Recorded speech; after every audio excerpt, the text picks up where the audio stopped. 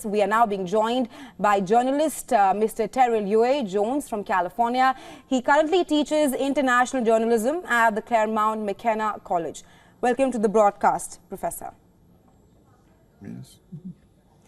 Right, Professor, one of the main agendas of Wang Yi's trip to the US is to de-escalate tensions in West Asia.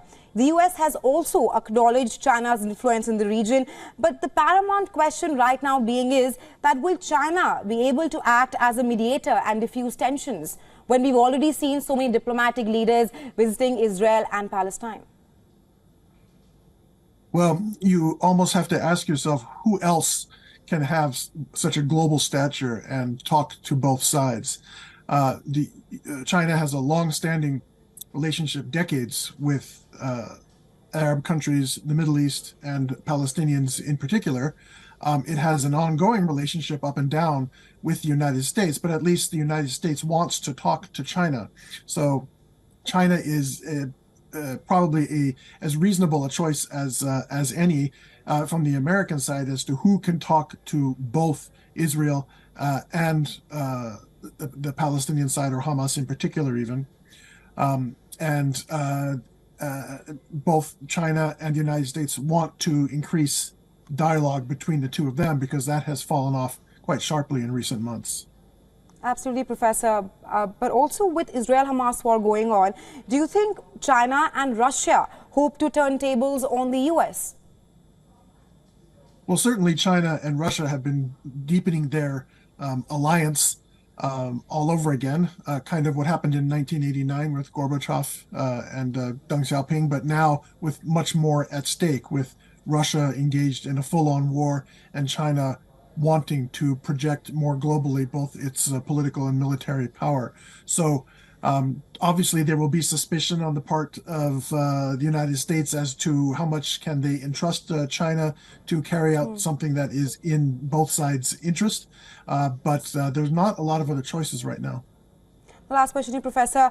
China's clearly, projected itself as a mediator in the geopolitical sphere in today's time. And especially, I want to see your perspective as to what kind of advantage in diplomatic matters or in economy matters is China seeking through this crisis? Well, China is one of the few countries that say, the United States has a strong relationship with, that talks to Iran in a friendly and constructive way. Iran, of course, is the major backer of Hamas, but also Hezbollah at the northern end of Israel on the Lebanon border. And so if China can talk to Iran or Iran-affiliated organizations, then that is something that the United States would hope. It's better than something like a Swiss diplomat or a Swedish diplomat who are neutral but just don't have the gravitas and the long-standing ties and the actual influence over players such as Iran and Palestine and other Arab states that China has. And so it's in China's interest to increase its role as a global peacemaker, as it recently did between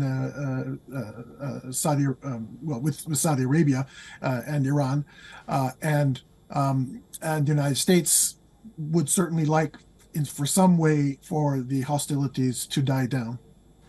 Absolutely, Professor. We'll have to wait and see how Wang Yi's visit pans out in the United States of America and the implications. But thanks very much for joining us and WION and sharing your insights with us on this.